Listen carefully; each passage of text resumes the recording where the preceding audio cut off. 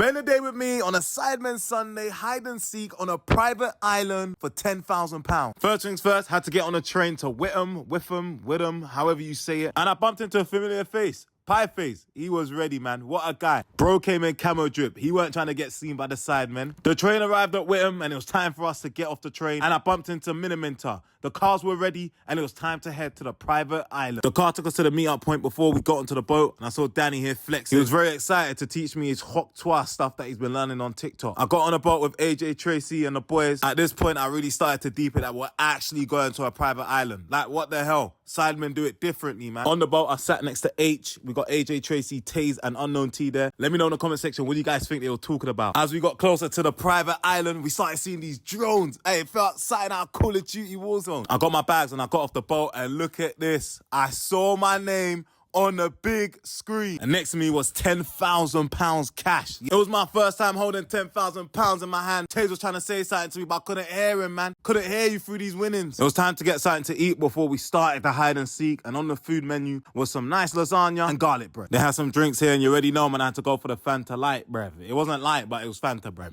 Then we obviously had a nice briefing here with everyone standing around listening. I was looking for my best place to hide and I'm thinking, could I fit in that box? But yeah, I couldn't. It was now time to play hide and seek with the Sidemen, and you can see them here gathered around, plotting and making their ideas. Unlucky for the Sidemen, I already did this 24 hours before I got here. I got these danger electric risk signs, and I put these on the shed doors so that this would deter the Sidemen from coming inside. The water shed was very, very hot. It was about 45 degrees in there, and all I had was this small little hole here, which I could see all the boys going up and down. They couldn't find me. I lived in this shed for about 4 hours with spiders and spider nests and everything in here. It was disgusting. I really hate spiders, man. I couldn't stand them. Look at this one crawling around. This one was just going in circles. Now, every so often, the circle kept getting smaller and smaller. It was like something out of Fortnite or Warzone. Luckily for me, the shed that I picked was in the circle for the whole duration. So all I had to do is just sit here in silence, chill out, and have a little nap. Until I had to make the 100-meter sprint for the last button, which would lead me to the final. All those days of running for the bus finally came back to me.